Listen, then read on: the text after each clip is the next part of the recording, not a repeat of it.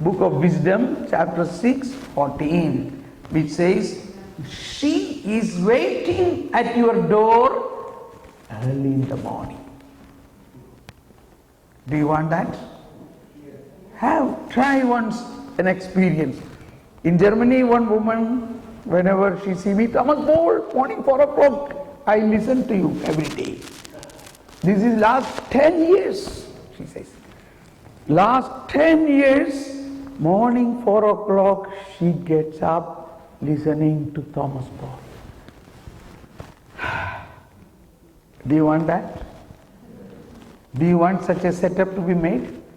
4 o'clock tomorrow morning, No, you don't have to come here. You sit in your bed and pray. Okay?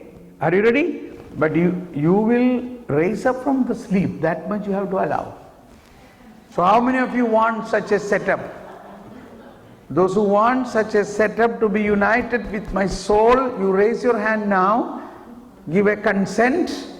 Give a yes. Now I am going to pray for you. Hold on. Keep your hand up. And deep from your heart you say and you pray, oh Holy Spirit, I agree with the heart of Thomas Paul to get up at 4 o'clock tomorrow morning. Oh Holy Spirit, now set this alarm.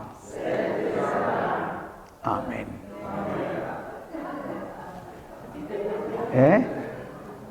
Now this is only for tomorrow, okay? Now tomorrow we will decide whether you want a lifelong setting or so many more days, okay?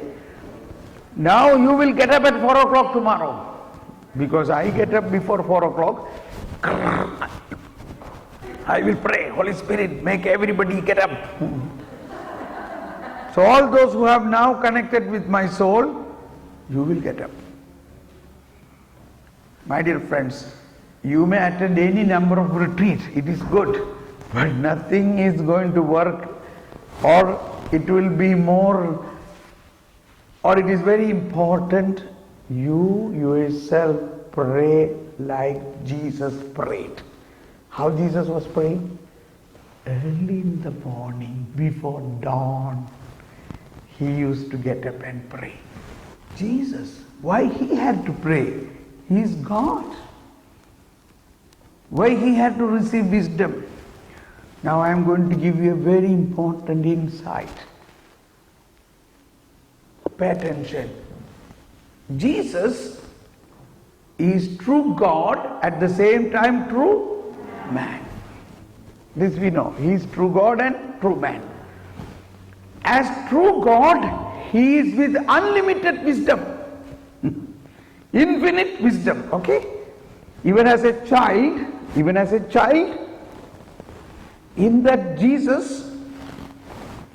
in Jesus there are two minds, two personalities. What are they? Jesus is true God and at the same time he is true man. I better read out from the Catechism.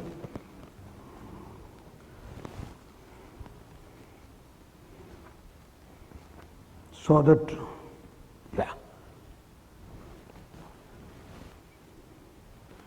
Christ's soul and his human knowledge.